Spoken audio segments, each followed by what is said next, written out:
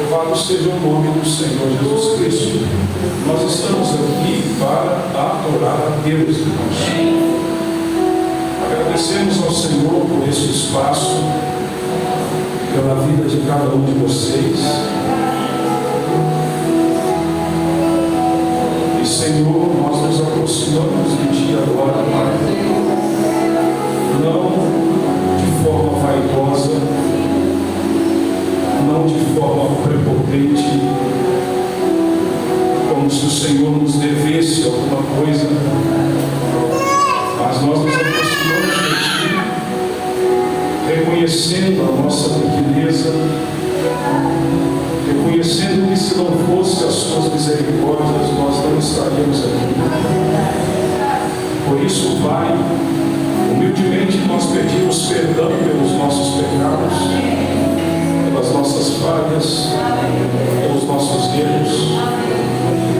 Cometemos erros em pensamentos, em atitudes, em palavras. Então, Senhor, perdoa-nos mais uma vez. E eu peço que o Senhor tome a todos aqui nesta noite nas Tuas mãos, para que cada um tenha um pensamento, cada um veio aqui e vai reparar em alguma coisa. São inúmeros pensamentos variando, Senhor, mas pela Tua misericórdia, tome tudo em Tuas mãos. Desde esta parede aqui até lá na porta, Teu Espírito Santo nos envolva a tal ponto. Quando saímos daqui, possamos dizer: ardia nossos corações quando Ele falava conosco, pois nós não servimos um Deus morto, um Deus que está preso na história. Nós cremos que o Senhor é o mesmo ontem, hoje e eternamente. O Senhor está vivo nesta noite, não para fazer as nossas vontades como se fosse alguém que não sabe o que precisamos. Não, Senhor, Tu estás ali para dar aquilo que necessitamos, Pai. Se for correção, nos corrija, Senhor. Se por ânimo, conceda-nos ânimo. Se for necessário aumentar a fé, aumente a nossa fé, mas não nos deixe voltar para casa da mesma forma, Senhor. Queremos voltar melhores para as nossas casas, queremos voltar convictos para nossas casas, queremos voltar alegres para as nossas casas, Pai, curados, Senhor. Queremos mais do que o Espírito Santo, Pai. Por isso, Senhor, tome todos em Tuas mãos, Pai. Os hinos que serão entoados, unge a cada voz, Senhor, para que possa subir como um cheiro suave na Tua presença, Senhor. Pois nós pedimos isso no nome de Jesus Cristo, nosso eterno Deus. Amém. E amém. Vamos ficar de pé, irmãos, para lermos uma pequena escritura da palavra. Salmo 32. É um salmo pequeno, mas nós vamos ler todo o salmo. Só esse salmo já daria uma mensagem, uma meditação, né? O título do salmo é assim, o salmo de número 32. A felicidade do homem perdoado. Amém? Aí tem um ponto que diz: exortação ao arrependimento. Não existe perdão sem arrependimento. Então está escrito assim: bem-aventurado aquele cuja transgressão é perdoada e cujo pecado é coberto. Bem-aventurado o homem a quem o Senhor não imputa maldade e em cujo espírito não há engano. O salmo começa com uma bem-aventurança, dizendo que aquele homem que alcança em Deus misericórdia, ele é bem-aventurado. Mas olha o que ele fala no versículo 3: enquanto eu me casei, envelheceram os meus ossos pelo meu bramido em todo dia, porque de dia e de noite a Tua mão pesava sobre mim, o meu humor se tornou em sequidão de estio. O mesmo salmista que diz que é bem-aventurado o homem que é perdoado, esse mesmo salmista está dizendo que por ele não confessar o pecado, ele se tornou seco. Ele sabia que era um pecador, mas não confessava. Embora sabia que tinha perdão, mas ele não confessava. única maneira de ser perdoado é entender que você precisa de perdão. A única maneira de ser ajudado é entender que precisa de ajuda. Confessei-te o meu pecado e a minha maldade não me cobriu. Dizia eu: confessarei ao Senhor as minhas transgressões, e tu perdoaste a maldade do meu pecado. Pelo que todo aquele que é santo orará a ti. Amém, irmãos? Olha como o salmista ele trata de vários assuntos. Ao mesmo tempo que é bem-aventurado, ao mesmo tempo ele estava seco por não pedir perdão. E agora ele está dizendo que depois de perdoado, todo que é santo orará a ti. Há tempo de te poder achar, até no transbordar de muitas águas, estas a ele não chegarão. Tu és o lugar em que me escondo. Tu me preservas das angústias ou da angústia. Tu me cinges de alegria, de alegres cantos de livramento. E instruir-te-ei, ensinar-te-ei o caminho que deves seguir, e ate-ei com os meus olhos. Não sejais como um cavalo, nem como uma mula, que não tem entendimento, cuja boca precisa de cabresto e freio, para que se não atirem a ti. O ímpio tem muitas dores, mas aquele que confia no Senhor, a misericórdia o cercará. Alegrai-vos no Senhor, regozijai-vos vós os justos, e cantai alegremente todos vós que sois retos de coração. Amém. Podeis assentar, irmãos. Vamos cantar hinos ao Senhor, no nome do Senhor Jesus Cristo.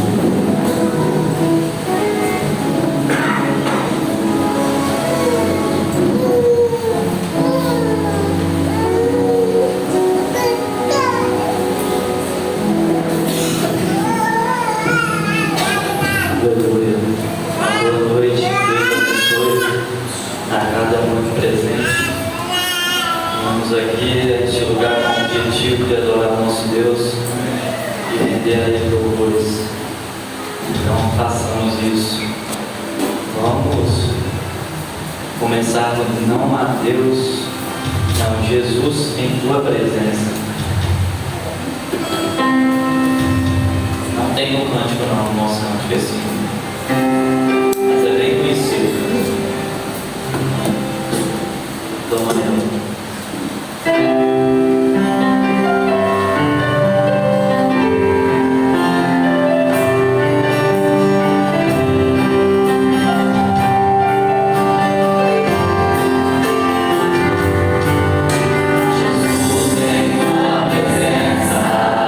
Reunimos-nos aqui.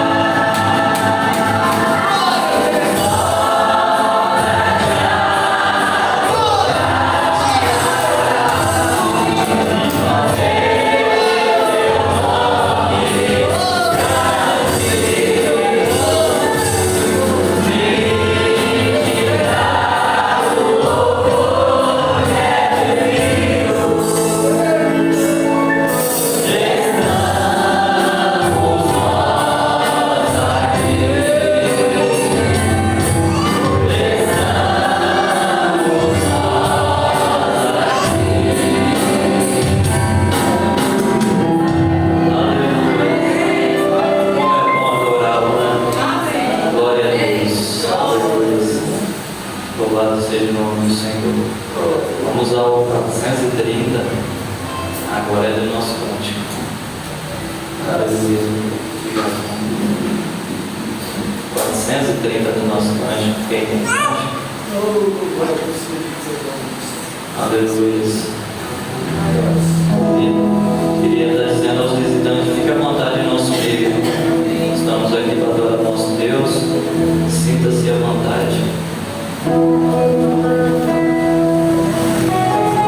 Não há Deus maior.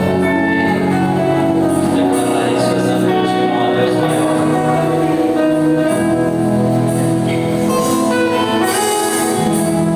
Não há Deus maior. Não há Deus melhor. Não há Deus tão grande como o nosso Deus.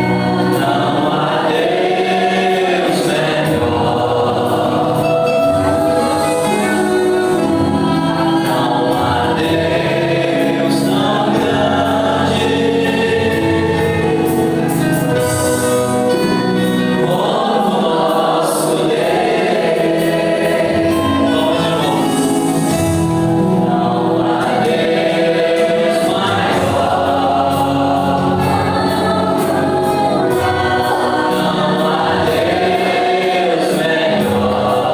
melhor.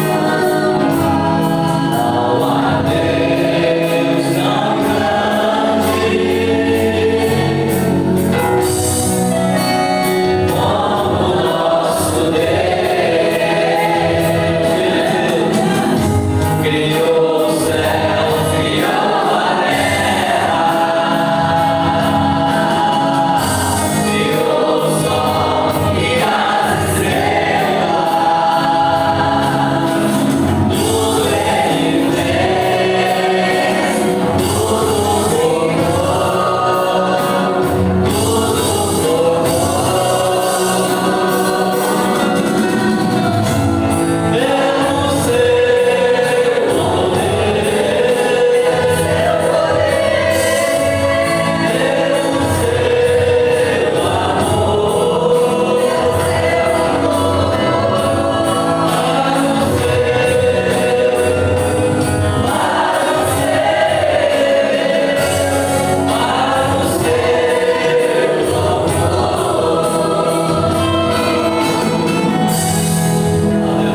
Aleluia. Glória a Deus.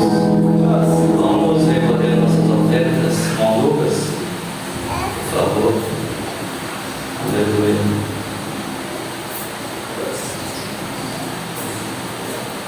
Logo após nós temos ouvido a Dayana e Noemi.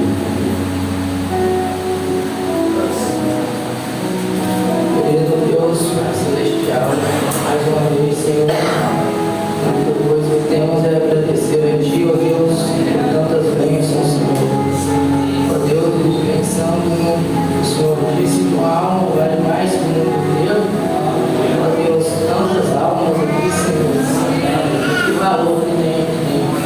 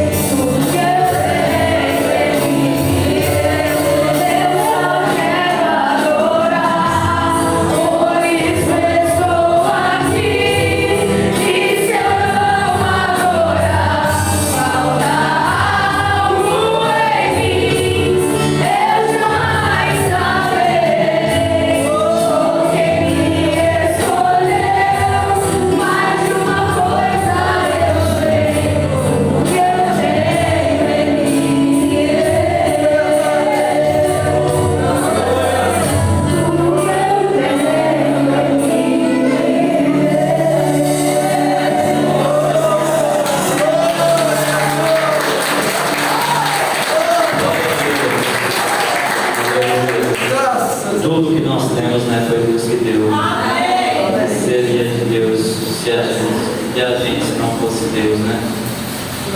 Tantas bênçãos têm derramado sobre nossas vidas. Estive pensando em tantos equipamentos, às vezes a gente nem vê, né? Deus nos livra, a gente já passa despercebido. Mas que Deus maravilhoso. Vamos ao 408 então. 408 do nosso cântico.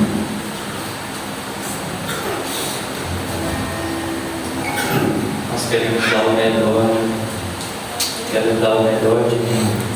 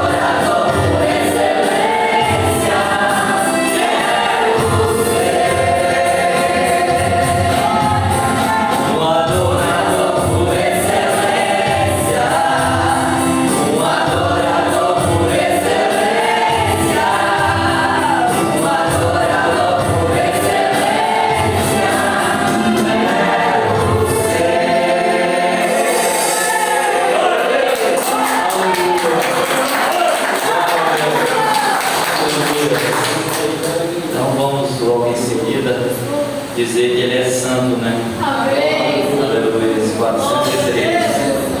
Santo, santo é o nome do Senhor. Amém. Ali, né, no céu, os anjos ficam, né, dizendo santo, santo. Isaías diz que as paredes do templo, né, se tremia, se mexia, né? Então vamos fazer pelo menos alguma coisa para nós estar chegando próximo da vida ali, né? Vamos soltar nossas vozes. Fique à vontade na presença de Deus. Se quiser ficar de pé, quiser fechar o olho, fique à vontade, estamos na presença de Deus.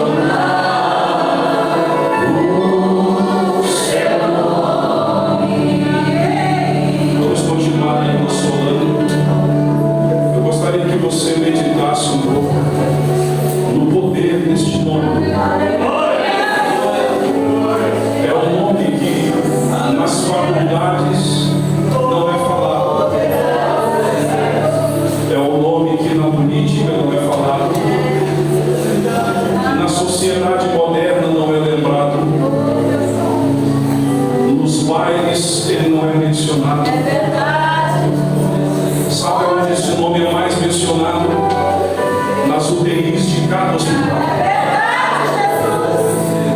Pode ser a pessoa mais ateia do mundo, mas quando recebe um diagnóstico contrário, ele não chama pelo Lula, ele não chama pelo Bolsonaro, ele não chama pelo pai e a mãe. Há um único nome que vem na boca das pessoas. Ele diz: Jesus, tenha misericórdia, Senhor. Aleluia. O que seria do mundo, irmãos, se não pudéssemos mencionar o nome de Jesus? Pense no mundo todo sem poder mencionar esse nome. Que trevas que seriam. Mas é um nome tão poderoso, meus amados, a ponto do profeta de Deus dizer que a primeira vez que esse nome foi mencionado por lábios humanos, quando Maria estava grávida e foi visitar Isabel, sua prima, estava grávida 6 meses adiantado do que ela, grávida do profeta João Batista. E com 6 meses de gravidez, Isabel não tinha sentido o menino mexer ainda. Isso não é normal. A ciência prova que depois da 9ª semana o coração já tem que estar batendo. Da 6ª semana o coração tem que estar batendo.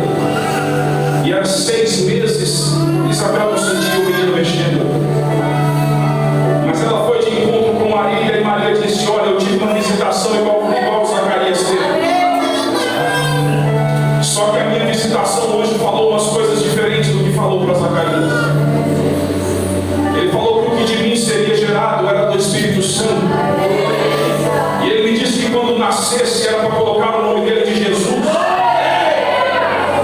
E quando esse nome foi mencionado, João mexeu dentro do ventre. Aleluia. O profeta disse que esse nome foi mencionado e uma criança foi ressuscitada no ventre cheia do Espírito Santo. Diz que João foi cheio do Espírito Santo desde o ventre. Aleluia. Esse é o nome que você tem que invocar sobre sua vida. O nome do Senhor Jesus Cristo. Disse o apóstolo Pedro: não tem dado, não há outro nome dado aos homens pelo qual devamos ser salvos. Há nomes que te abrem portas, há indicações que te abrem caminho para o emprego, mas só tem um nome que abre o caminho para o céu.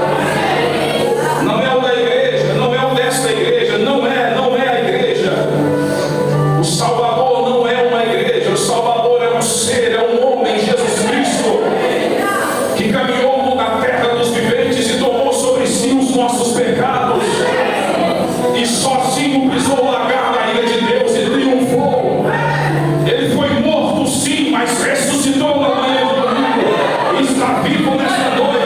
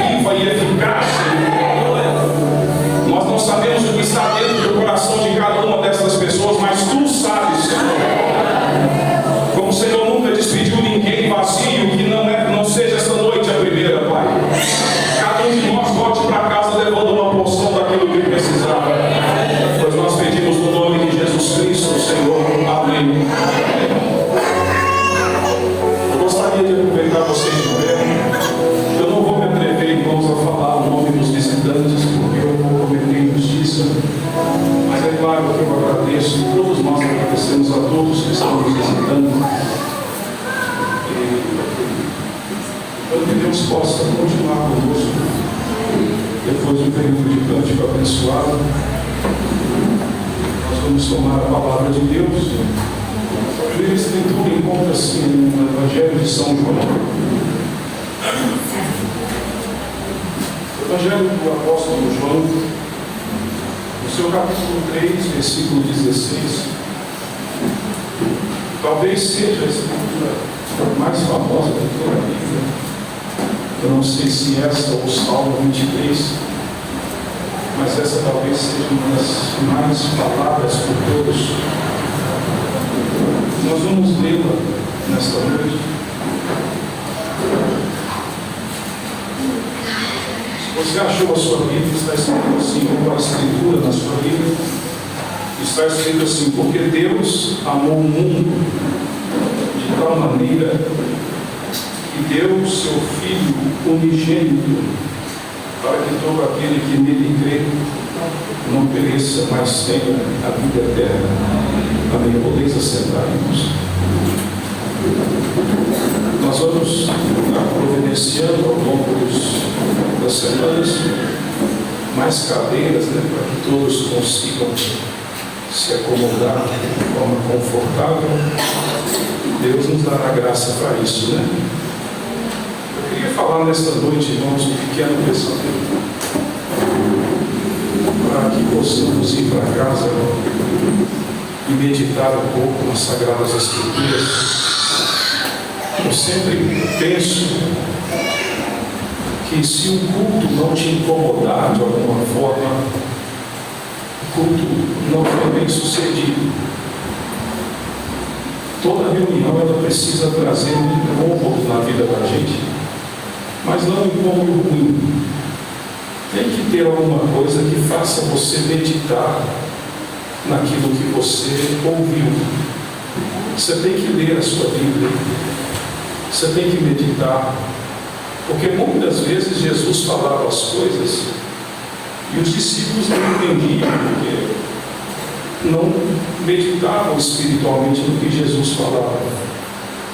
Certa vez, eles saíram para fazer uma reunião com Jesus e eles esqueceram de pegar pães, de colocar pão dentro dos embornais, e esqueceram disso. E quando eles saíram para essa caminhada, Jesus disse assim: olha, acautelai-vos do fermento dos fariseus. E eles então, quando ouviram isso, eles logo pensaram: o mestre jogou uma indireta para nós, porque nós esquecemos de pegar pão. E Jesus disse: não é isso que eu quis dizer. Vocês não lembram que eu multipliquei pão tem pouco tempo? Eu estou querendo dizer do fermento dos fariseus é da doutrina dos fariseus. Então veja, se você ouve uma coisa e não medita naquela coisa, aquilo vai gerar pouca influência na sua vida. Mas se você toma aquela porção da palavra e tem o capricho de examinar as Escrituras, pois examinai as Escrituras, pois cuidares ter nela a vida eterna, o Espírito Santo então tomará aquela porção da palavra e te alimentará com aquilo e fará com que sua fé fique mais forte na palavra de Deus. Então o que eu queria falar nessa noite é os dois lados de um mesmo Evangelho. Você sabe que para caminhar para frente precisa da perna direita e da esquerda.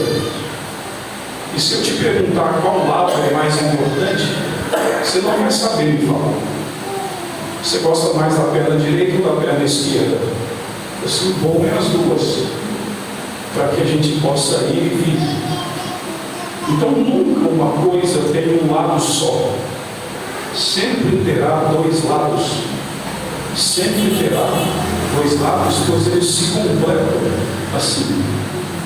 Por isso que Deus viu que o homem não era bom que o homem ficasse só. Ele precisava de uma companhia. Deus deu para ele uma companhia. Não é bom só sol, a chuva também é boa. E a Bíblia chega a dizer: os dias maus são para que você dê valor aos dias bons. Então tudo se completa assim. E o Evangelho, ele tem dois lados. Só que o Evangelho não tem dois lados, um lado bom e um lado ruim. Porque senão não seria a palavra de Deus. A palavra de Deus, toda ela é boa. Só que há palavras que te consolam e há palavras que te ferem. Mas é a mesma palavra de Deus, porque Ele sabe o que é melhor para nós. Amém, irmãos? Então, na era que nós estamos vivendo, no tempo que nós estamos vivendo, que é um tempo onde ninguém assume a culpa, isso é uma característica do ser humano, é assim. Desde o jardim do Éden, o ser humano é assim.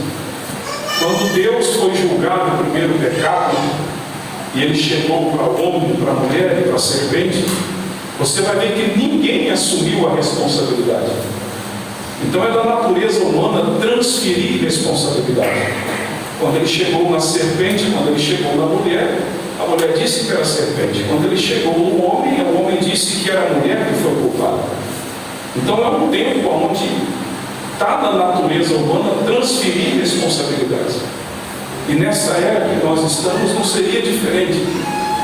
Nós aprendemos a colocar na conta de Deus coisa que não é da conta de Deus. Nós pensamos, se Deus quer me ajudar, que Ele ajude no seu tempo.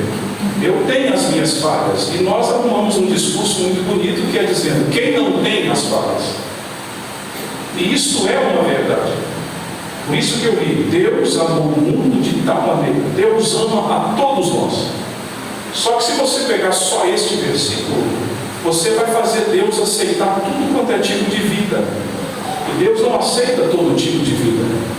Porque Ele morreu para que a vida dele pudesse voltar para mim e para você. Por isso que Ele disse, eu não vos deixarei órfãos. E você sabe que existe ex-tudo. Existe ex-traficante, existe ex-marido, existe ex-esposa, existe tudo. Só não existe ex-órfão. Porque a única maneira de existir um ex-órfão é se o pai voltar a viver. Não é verdade? Órfão é que o pai ou a mãe morreu. E Jesus disse, eu não vos deixarei órfãos. Ou seja, eu voltarei para vós, estarei mesmo dentro de vós. Por isso que vem Paulo e diz assim, a vida que eu vivo, não mais vivo eu, mas Cristo vive em mim. Aleluia, irmãos. Então, quando eu tomo essa escritura e justifico a mim mesmo, dizendo, eu não sou o que devia ser, porque Deus sabe que eu tenho minhas falhas, eu tenho meus motivos, eu tenho minhas fraquezas, eu tenho minhas vaidades, eu tenho meus traumas, isso tudo é verdade. Por isso que eu quero mostrar os dois lados de um mesmo evangelho. É por saber que eu e você temos todos estes problemas, é que Ele veio até a terra para morrer por nós. Amém, irmãos? Para que pegamos todas essas impossibilidades e deixamos com Ele. E aceitamos Ele como nosso Salvador. E Ele nos dá poder para viver o tipo de vida que lhe agrada viver. Porque nós não podemos achar que o amor de Deus tolera tudo. O amor de Deus, Ele perdoa tudo, mas Ele é justo também. Porque através do Espírito Santo Ele te dá poder para viver a vida cristã que Ele exige que seja vivida. Então, enquanto eu e você ficarmos nos justificando, olhando para os nossos motivos, nós estamos chamando Deus de fraco. Quando você fala assim, eu não tenho força para vencer a bebida, ou eu não tenho força para vencer esse espírito mundano, ou eu não tenho força para isso, você está chamando Deus de fraco. E Deus não é fraco. Paulo disse, nós somos mais do que vencedores através daquele que nos fortalece. Amém, irmãos? E ele disse, sejais santo como eu sou santo. E se Ele exige santidade, Ele tem que nos dar meio para ser santo, sim. E isso é através do Espírito Santo. Então, se pegamos só um lado, Deus tolera tudo, Deus perdoa tudo, sim, mas não é só esse lado que tem. Existe o lado da responsabilidade, existe o lado do arrependimento, existe o lado de tomar Deus em sua palavra e dizer, Senhor, eu não dou conta, mas Tu deu conta no Calvário e eu vou seguir este caminho crendo na sua palavra, porque Deus, Ele é completo em sua palavra, e se eu pego só um lado, eu vou acabar caindo. Não, o Evangelho tem esses dois lados. Ele te aponta os seus pecados, Ele abre a porta da graça, Ele te chama até Ele te salva, Ele te limpa e Ele habita dentro de você, para que você seja testemunho da misericórdia de Deus, porque é somente o poder de Deus que pega alguém do mundo e faz ele ser um filho e uma filha de Deus. Então, tem estes dois lados do Evangelho. Então vamos ler de novo, irmãos amados, São João 3,16, e depois nós vamos ler em São João 8, para que nós vejamos este volta a dizer, o Evangelho, ele não tem um lado bom e um lado ruim, de forma nenhuma. Ele tem dois lados bons. Um, ele te convence que Ele te ama, e outro, ele te convence que você precisa se arrepender dos seus pecados. Amém, irmãos? Então, São João 3,16, e Está escrito assim: porque Deus amou o mundo de tal maneira. Não diz que Deus amou o japonês, ou rico, ou pobre. Deus amou o mundo de tal maneira que deu o seu Filho unigênito, para que todo aquele que nele crê não pereça, mas tenha a vida eterna. Agora nós vamos a São João 8, no mesmo Evangelho de João, por favor. Capítulo 8, versículo 42 ao 44. E a gente anota essas escrituras apenas para ser sucinto, mas você anota elas aí e depois você lê em casa os contextos do todo o capítulo. São João 8, 42 ao 44. Então Deus amou o mundo de tal maneira que qualquer jeito está bom. Deus tem que me entender que Ele me fez assim mesmo. O irmão tem que entender que eu sou assim mesmo. Minha esposa tem que entender que eu gosto de beber mesmo, que eu gosto de fumar. Ninguém tem nada a ver com a minha vida. Tudo bem. É um lado da história. Mas se alguém algum dia tomar Deus em sua palavra e dizer: Senhor Jesus Cristo, tu és o mesmo ontem, hoje e eternamente. Eu não vou mudar porque a igreja está me mudando, ou porque o pastor disse que é proibido isso ou não. Eu quero tomar o Senhor em sua palavra. E tu me darás força para ser o que eu preciso ser. E você vai ver que Deus vai levar a vida inteira para te mudar. Só que quando Ele te muda, irmãos, ninguém mais te desmuda. Pode 10 mil cair ao seu lado, 1000 à sua direita, pode igreja fechar, igreja abrir, vir doutrina, não vir doutrina, porque você sabe que dentro de você existe um Deus imutável. Não tem variação de dia. Ele é o mesmo ontem, hoje e eternamente. Amém. Então, por isso que Paulo diz assim: eu sei em quem tenho crido. Eu não aprendi isso de homem algum, eu sei em quem tenho crido. Então veja, já que Deus amou o mundo de tal maneira, todo mundo está bem, todo mundo está feliz. Mas olha o que ele fala aqui no versículo 42 do capítulo 8. Disse-lhes, pois, Jesus, e ele está falando aqui para os fariseus. E quem não sabe, irmãos, fariseus, quando Jesus veio na terra, tinha 3 grandes ramos doutrinários em Jerusalém. Tinha os fariseus, que eram os fariseus? Era um grupo de pessoas que eram os mais legalistas diante da lei. Eles eram os mais rigorosos diante da lei. Eles eram judeus que guardavam toda a lei. Tinha os saduceus, que não criam muito no lado espiritual, não criam anjos, não criam nisso. E tinha os herodianos, que eram judeus que gostavam demais de Herodes, por Herodes ter reformado o templo. Então tinha essas 2 linhas doutrinárias. E Jesus está falando aqui com fariseus, com o crente. Jesus não está falando com o ímpio aqui. Ele está falando com o crente. Com o crente ele diz assim: disse-lhes, pois, Jesus, se Deus fosse o vosso Pai, certamente me amaríeis, pois que eu saí e vim de Deus, não vim de mim mesmo, mas Ele me enviou. Por que não entendeis a minha linguagem? Porque não podedes ouvir a minha palavra. Vós tendes por pai ao diabo, e quereis satisfazer os desejos de vosso pai. Deus disse isso. Mas Ele não veio salvar todo mundo. Por que Ele não salvou esses daqui? Já que Deus enviou seus filhos para salvar todo mundo, por que Ele não salvou esses daqui? Porque eles não ouviam a palavra de Deus e não levavam a palavra de Deus para dentro do coração. Por isso que há os 2 lados do mesmo Evangelho. Há um Deus que é amor e há um Deus que é justiça também. E quando você o aceita, você aceita Ele por completo. E todas as vezes que você errar contra Ele, Ele vai te apontar o erro. Você vai sentir uma acusação. Mas quando você sente a acusação, você já sente o perdão sendo convidado também. Assim, está errado, mas arrepende-te, eu que te aceito de novo. Eu te limpo de novo. Toma-me de novo. Agora nós vamos em outra escritura, irmãos, que eu acho essa muito interessante, assim como todas. Assim para mostrar esses 2 lados, em 1 Coríntios, capítulo 13, que é a escritura áurea sobre o amor. 1 Coríntios, capítulo 13, versículo 7. Apenas o versículo 7.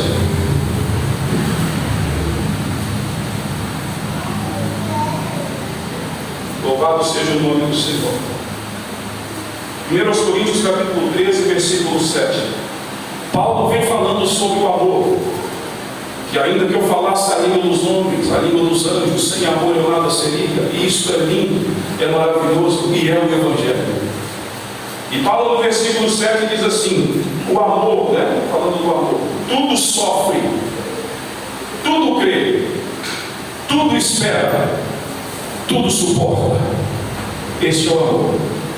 E a gente pega essa escritura e desloca ela e coloca essa responsabilidade nas outras pessoas e diz assim: está vendo, vocês que dizem que são crentes e não amam, vocês não estão cumprindo isso daqui. Mas a pessoa esquece que a palavra está falando com ela também. Por isso que eu disse que no princípio nós gostamos de transferir responsabilidades. Eu gosto do Lindomar me ame, me tolere em tudo que eu faço, tenha paciência em tudo que eu faço. Mas essa palavra é para mim também.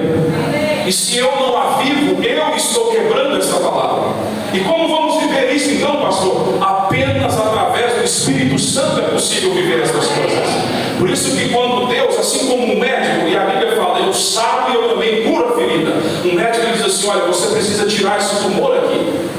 E então ele vai te dar anestesia, vai botar seu lado, vai perder sangue, ele vai te suturar e tudo, mas ele está fazendo isso para o seu bem. Porque se ele não fizer aquilo, ele é um mau médico. Assim é Deus também. Ele te ama, mas se você continuar nesse caminho, ele sabe que terá problema. Então ele vai cuidar de você, ele vai te botar, ele vai te quebrar, mas é porque ele te ama. Isso é um lado do Evangelho que muitas vezes as pessoas não pensam desse lado. E nós temos que entender que nós está sempre diante de nós a escolha, e nós devemos escolher sempre pela palavra de Deus. Pastor, mas isso é legalismo, isso é me fazer um santo rolador, o que as pessoas vão falar de mim? Nunca se importe com o que as pessoas vão pensar de você. Você tem que pensar o que Deus está pensando de você. É o que Deus pensa a seu respeito, é que bom, amados irmãos.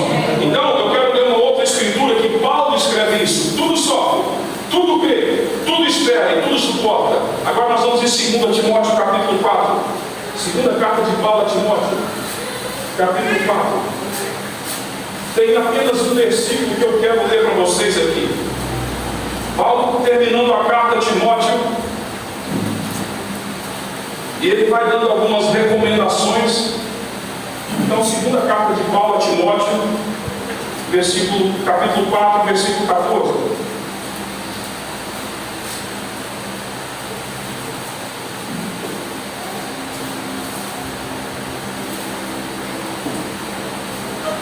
Se vocês encontrarem, está escrito assim: o mesmo Paulo que escreveu Coríntios, que o amor tudo sofre, tudo suporta, tudo crê.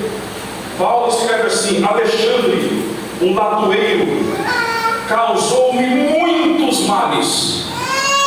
O Senhor lhe pague segundo as suas obras. Paulo, mas o amor não suporta tudo? Você mesmo escreveu, Paulo. Por que você está querendo que Alexandre, o latoeiro, colha o mal que te fez? Porque tudo tem esses dois lados. O amor tudo suporta, mas não faz do amor um bobo. O amor não é um velho gagá que permite todas as coisas. O amor de Deus, para ser amor, ele precisa ser justo. Amém, irmãos? Por isso é que ele teve que vir no mundo e dar jeito na raça humana. Porque pela lei, ninguém alcançou essa perfeição. Porque sabe, irmãos, o sacrifício de carneiro que era oferecido no Velho Testamento era o sangue de um animal que representava a sua culpa. Então um judeu chegava lá, pegava um carneiro, ia diante do sacerdote e dizia assim: eu pequei. E aí aquele inocente ia morrer no seu lugar. Só que o sangue daquele animal, e você sabe o que tem vida no seu corpo, é o sangue. E ninguém sabe achar essa vida. Você pega o sangue, você faz o exame de sangue, você reparte o sangue em nível atômico, mas você não consegue ver a vida, porque a vida é Deus. Você vê o líquido da vida, mas você não vê a vida. Então a vida daquele animalzinho era animal e você era ser humano. Então não tinha como aquele sangue perdoar os seus pecados. Aquele sangue só cobria o seu pecado. Amém? Estão me entendendo, irmãos? Aquele sangue, então a pessoa tinha que se arrepender de: olha, eu errei. Então o inocente tem que morrer no meu lugar. Só que tampava o seu pecado. A sujeira ficava ali debaixo. É isso que a religião faz, é isso que a igreja faz, é isso que cada um de nós faz, porque nós só vamos tampando o pecado, vamos adiando as coisas. Mas quando ele veio do céu, o próprio inocente, o Cordeiro de Deus que tira o pecado do mundo. Ele sabia que nós estaríamos em uma carne com problema, mas Ele tomou sobre si todos os nossos pecados, irmãos. Porque por Adão condenou toda a raça humana a nascer em pecado. Você não é pecador por obra, você é pecador por natureza. Você não pediu para ser pecador, você não pediu para ter essas falhas. Deus sabe que você não pediu. Nós nascemos num corpo problemático e isso é a verdade. Por isso é que tem o Calvário. Aleluia, porque Ele veio e tomou sobre si todas as nossas enfermidades. Se um homem colocou a raça humana inteira debaixo do pecado, um também trouxe a vida para a raça humana inteira. Porque a morte entrou por um homem, mas a vida também entrou por um homem. E nós não estamos aqui para louvar o diabo. Mas a minha carne é fraca, o diabo é forte, o diabo é isso. O diabo é isso, mas maior é Deus do que o diabo. Maior é a vida do que a morte. Maior é o perdão do que a Então Ele já não aceita as minhas desculpas. Ele disse: você não tem por que viver se lastimando, porque eu paguei o preço para que vocês tenham vida e vida em abundância. Aleluia, louvado seja o nome do Senhor Jesus Cristo. Vamos a Êxodo agora, irmãos amados. Êxodo, lá no Velho Testamento. Êxodo, nós vamos a Êxodo capítulo 4.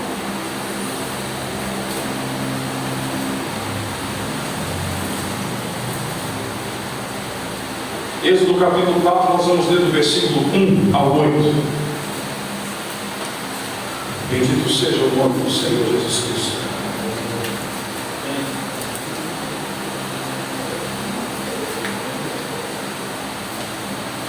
Não há nada melhor para o homem, irmãos, do que reconhecer que está perdido e aceitar um dia um Salvador. Não há nada melhor para um enfermo do que quando o médico acerta no remédio. Uma vez eu morava aqui em Franciscove ainda, e me saíam umas feridas no corpo, assim, umas coceiras no corpo. Eu me lembro que eu tomava banho, ensaboava, passava a escova de lavar a roupa, aquela escova grossa. Eu já tinha tomado alguns remédios e nada tinha feito. Um dia a gente foi na farmácia, ainda São Sebastião, eu lembro da farmácia ainda. Conversamos com alguém ali e ele foi e me passou uma loção lá, um sabonete líquido, mas manipulado.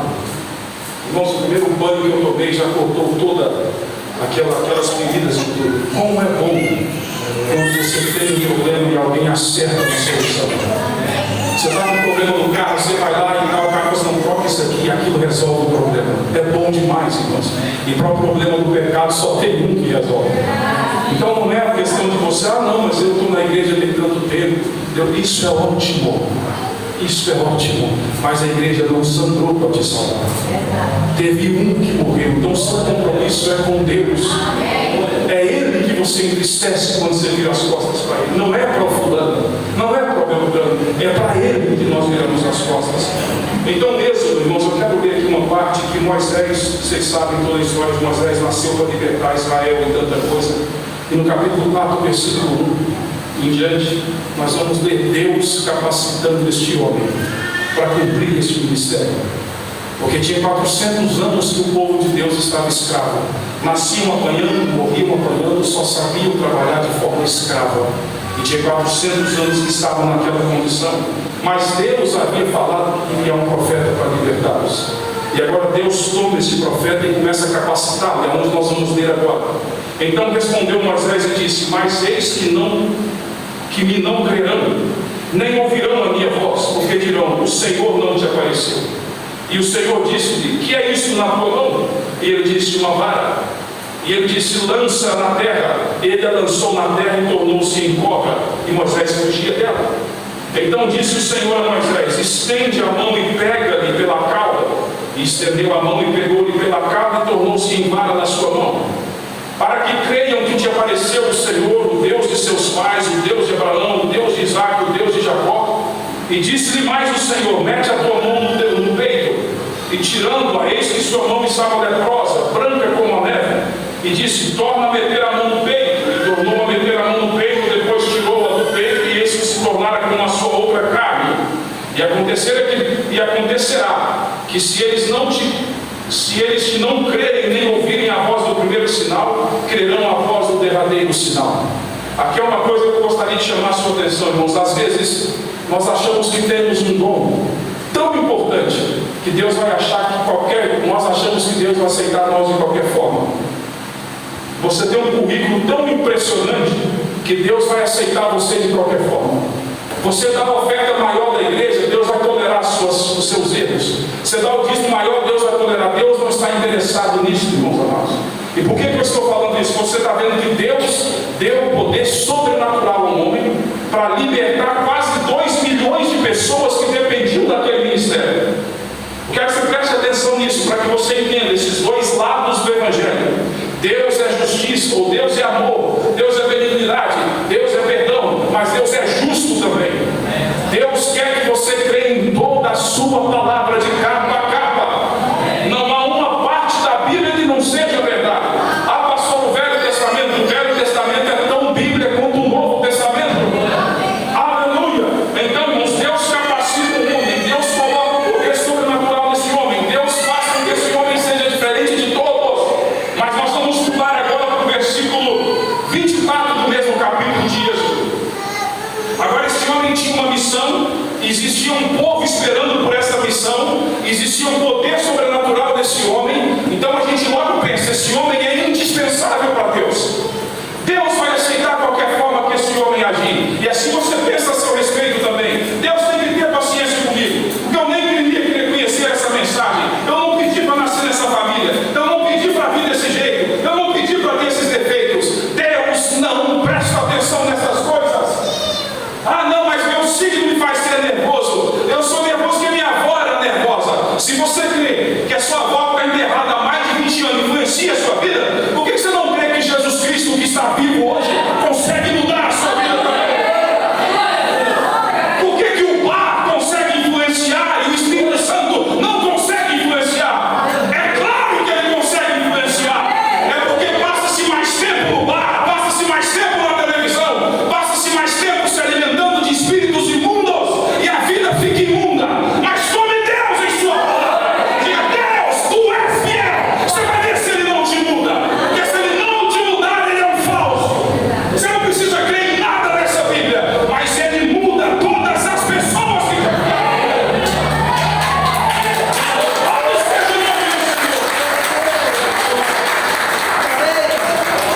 Então nós estamos vendo esse homem totalmente preparado por Deus. Agora nós vamos ver o versículo 24 do mesmo capítulo.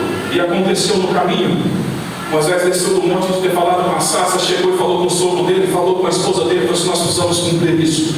Pegou a esposa, colocou em cima do jumento e foi cumprir a missão de Deus. Versículo 24.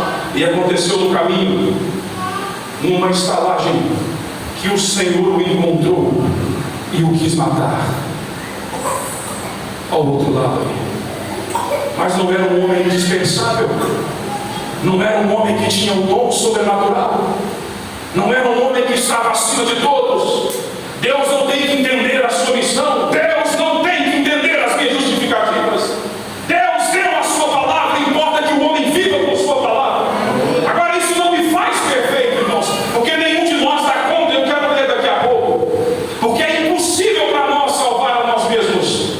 E por isso que a gente vai num paralelo caminhando para encerrar já. Pastor, se Deus é tão santo e eu sou tão pecador, como que eu vou cumprir o que Ele quer? Se Deus exige uma vida perfeita e eu não dou conta, como que eu vou cumprir o que Ele quer? Então, primeira coisa, conscientize-se que você não dá conta.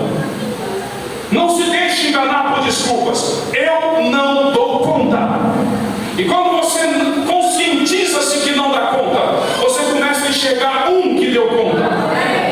E aí esse um não ficou gritando aqui de cima para você subir aqui, porque é impossível você subir aqui. Mas ele não teve por usurpação ser igual a Deus. Ele humilhou-se a si mesmo e foi descendo. Ele esvaziou-se de sua glória e foi achado como homem. E como homem humilhou-se a si mesmo e morreu na morte de cruz. Ele passou para debaixo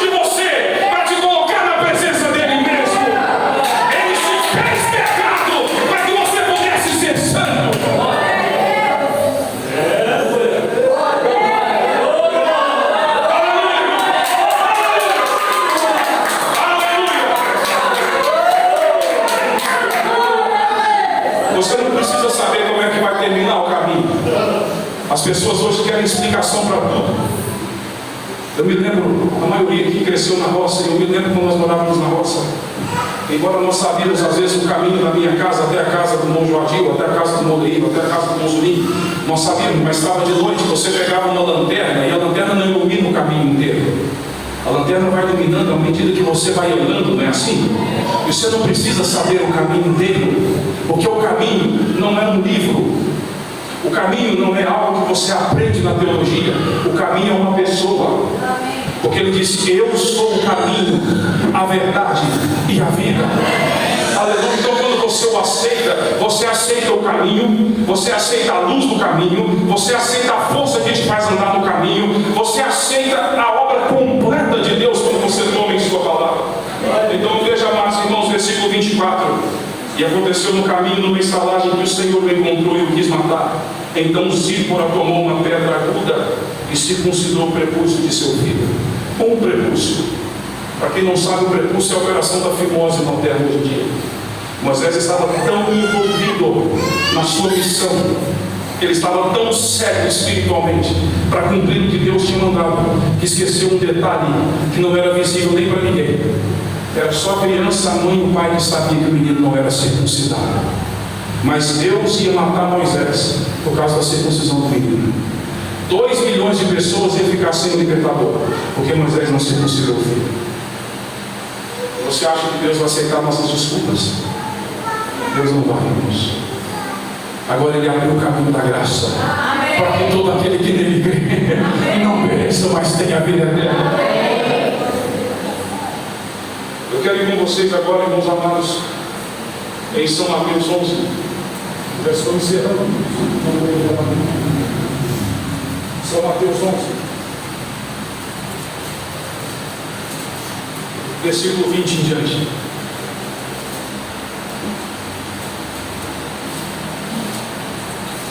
Tem uma coisa, às vezes a gente fala que as pessoas assim, e a gente logo pensa que talvez a pessoa está em pecado ou vivendo em pecado porque quer, mas existe uma falha na cabeça da gente, e o diabo fica na cabeça da gente o tempo todo, que é assim: você pecou tanto que não tem chance mais para você.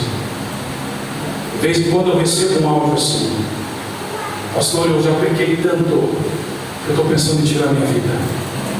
Ou é assim: pastor, eu já errei tanto que para mim não tem mais jeito. Oh, irmão, isso é o diabo falando para você. Não creia no diabo. Eu não estou dizendo que não haverá cicatrizes pelas falhas, pois haverá, mas perdão de pecado tem sim.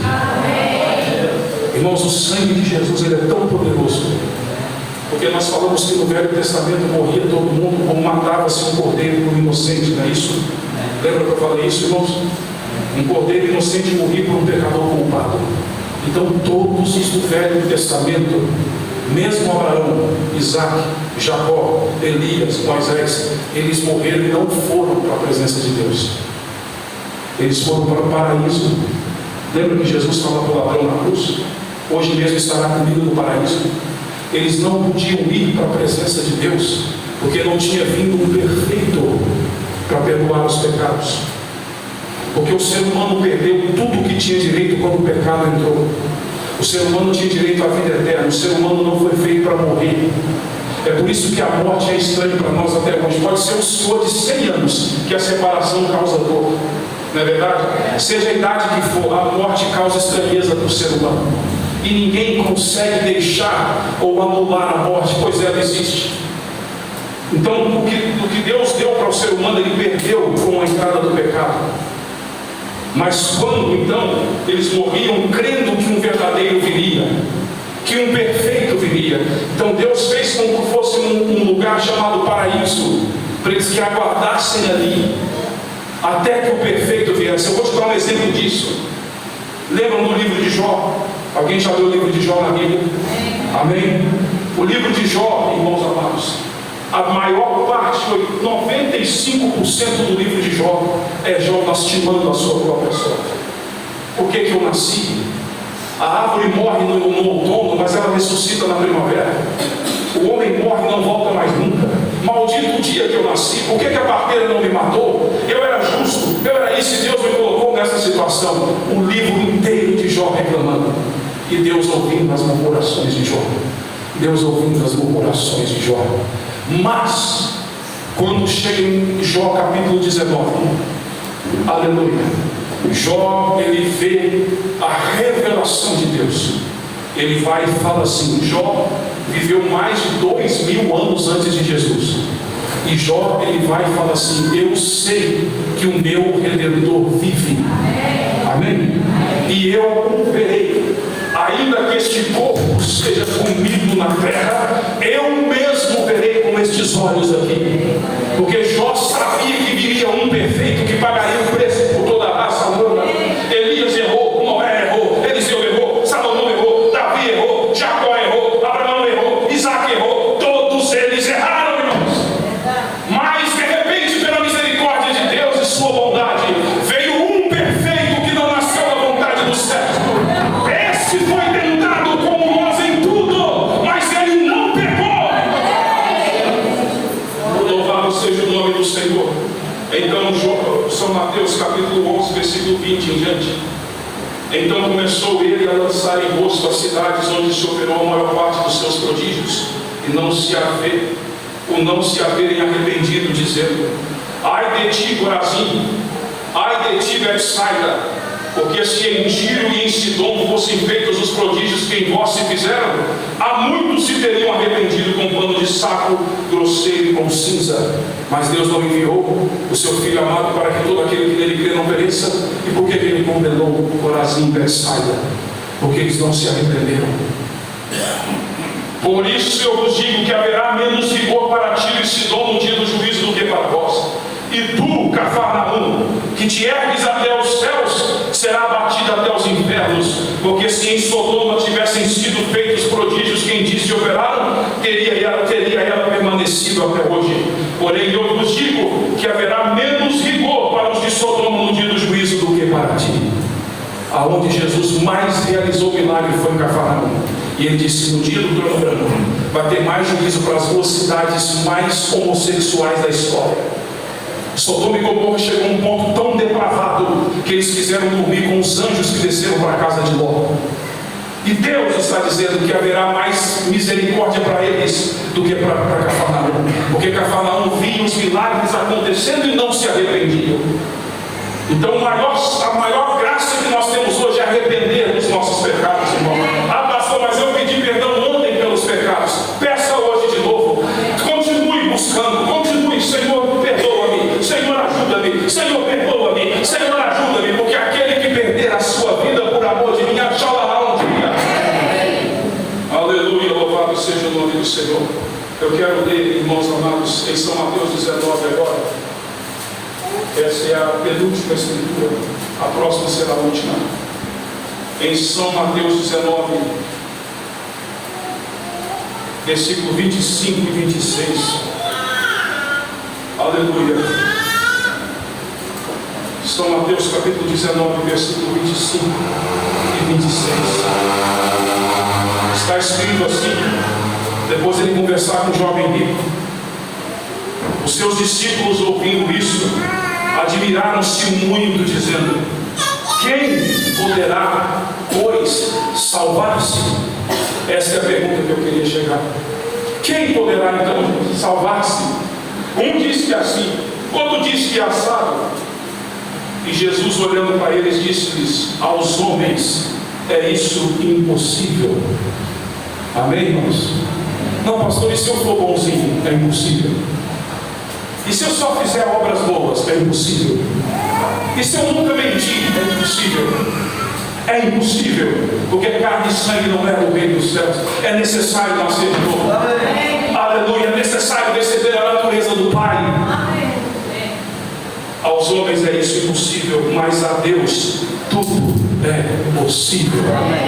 Agora nós vamos na escritura do Evangelho de São João, capítulo 1. Essa escritura é maravilhosa, amados irmãos. E eu confio a minha vida nessa escritura, porque todos nós temos dias maus. Todos nós levantamos no dia e pensamos assim: é certeza que eu não sou filho de Deus. Porque se eu fosse filho de Deus, eu não cometia essas falhas. Eu não era tão fraco desse jeito. Mas dentro de você tem uma coisa que te incomoda. Não deixa você ficar nesse pensamento. Tem alguma coisa dentro de você que continua te incomodando. O filho pródigo pegou tudo que era dele e gastou tudo. E vocês sabem a condição dele. Mas a situação dele nunca andou o sangue de correr na veia dele. Comendo no chiqueiro, mas ele não era filho. E o diabo vinha na cabeça dele: não adianta voltar, que você envergonhou o nome do seu pai. Você envergonhou o nome da família. Tem mais de 500 anos, ninguém trouxe tanta vergonha para a sua família igual você. Olha que pessoa desgraçada que você é. Olha que testemunho sem moral nenhuma. E o diabo na cabeça dele. E o diabo na cabeça dele. Mas alguma coisa lá dentro dizia: mas você é filho. Você é filho.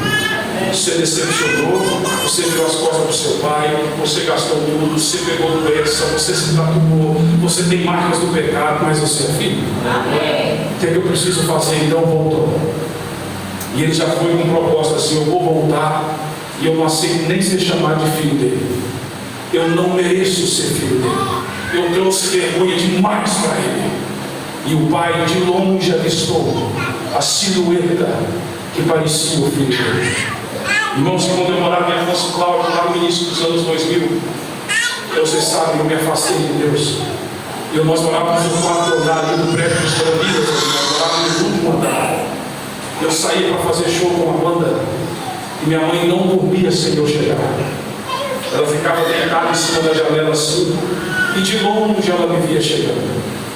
E eu já via ela de longe. Quando ela me via, ela já apagava a luz e ia para dentro. Eu nem tinha chegado, mas ela via a minha silhueta e sabia: o Júnior já está voltando para casa. E mesmo eu tendo acabado de sair do palco tocando rock, mas ele ainda era filho. Aleluia. E o filho pródigo falou assim: eu tenho que voltar, porque eu não aguento a vida que eu estou vivendo. Porque você sabe que quando você vira as costas para Deus, você não está feliz. Deixa eu falar com a sua alma agora: você não está feliz. Você ri, você posta foto feliz, você posta foto com um amigo, você posta foto com cerveja, mas você não está feliz. A sua alma está morrendo. A sua alma está morrendo. E eu não estou chamando você para a igreja, eu estou chamando você para Deus. Você não precisa nunca mais pisar nessa igreja, mas volta para Deus. Volta para Deus. Ele perdoa os pecados, Ele sabe as suas feridas. E quando Ele chegou perto do pai, disse: pai, eu não mereço ser teu filho. Eu envergonhei, o pai não ouviu nada disso. O pai só falou assim: meu filho voltou, lavem-no, limpem-no.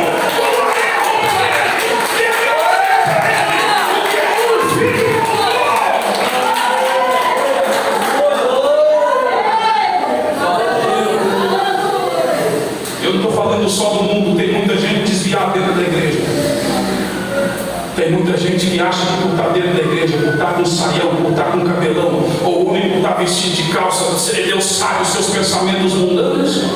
Deus sabe as suas maldições, Deus sabe os seus vícios escondidos. E não há desculpa para nós.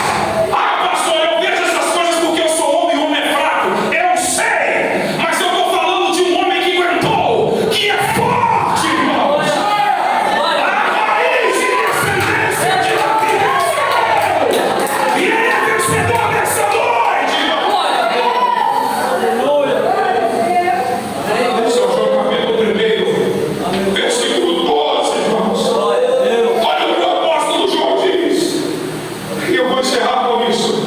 Ele diz assim: mas a todos quantos o receberam, deu-lhes o poder de serem feitos filhos de Deus, aos que creem no seu nome. Mas todos quantos o receberam, Ele deu poder para mim, para eu dizer: eu sou filho de Deus. Vamos nos colocar de pé, meus amados.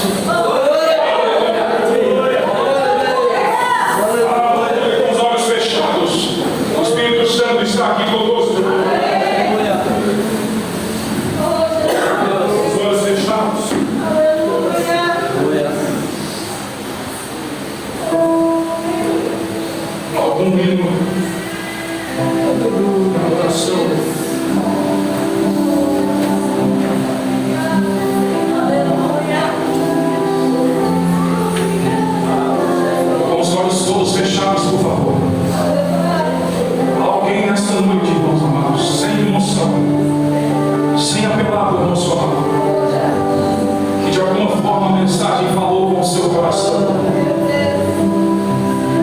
e você quer ser batizado em nome do Senhor Jesus Cristo, dizendo: Senhor, há somente este nome, há salvação somente neste nome.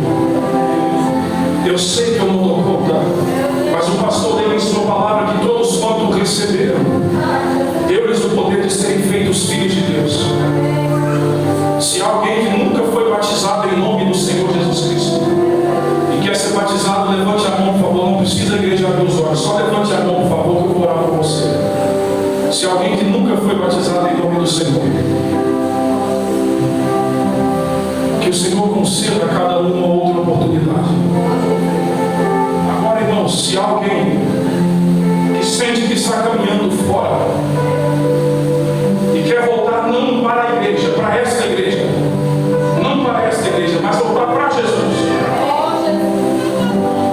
a igreja de olhos fechados, se tem alguém assim, levante a mão também, por favor. Por favor. Tem duas mãos levantadas de pessoas que querem se acertar com Deus. Vocês não precisam vir ao altar. 3 mãos que foram levantadas. Aleluia. Louvado seja o nome do Senhor. Pai Celestial, esses irmãos e irmãs levantaram a mão. Eles são teus filhos, Senhor. E por alguma ocasião o diabo conseguiu tocar neles e deixar marca neles. Mas nós cremos que o sangue de Jesus é poderoso. Aceite-os mais uma vez, Pai. Perdoa os seus pecados. Sai a sua mente, Senhor. E que eles possam triunfar sobre o pecado. Aleluia. Podeis abaixar as mãos, por favor. E Pai Celestial, nós te agradecemos por essa reunião, Senhor. Pelo esforço que foi feito para este culto acontecer. Por todas as orações que seus filhos fizeram, Pai. Nós pedimos que a tua bênção permaneça nesse local, Senhor. Nós consagramos este local que outrora foi depósito, outrora foi uma mercearia. Nós agora consagramos este local para a tua casa, Senhor. E que todas as vezes que entrarmos por estas portas, possamos entender que aqui é um lugar de habitação do Senhor. E que todo aquele que precisar um dia possa encontrar, Senhor, conforto, possa encontrar ajuda, Pai. E Deus, eu peço que o Senhor nos acompanhe agora de volta para as nossas casas. Que os seus anjos estejam conosco em todo o tempo. Sonde os nossos corações e os nossos rins para que não haja erro em nós. Sustenta-nos, Pai. E se em algum momento nossas pernas tropeçarem e nós cairmos, que as suas mãos nos levantem de novo, Senhor. Eu peço isso, Pai. Nós pedimos oração, nós lembramos em oração da Tereza Vieira, Pai, que está internada. Que a tua mão curadora ajude a tua filha, Senhor. Que o Senhor restaure a sua saúde em nome de Jesus Cristo. Amém e amém. Ainda com os olhos fechados, vocês se assentem. Apenas vamos ficar assim. Só, por favor, o Salvador está aqui. Apenas 1 minuto em silêncio para que você faça a sua oração, encerrando o seu culto. Aleluia.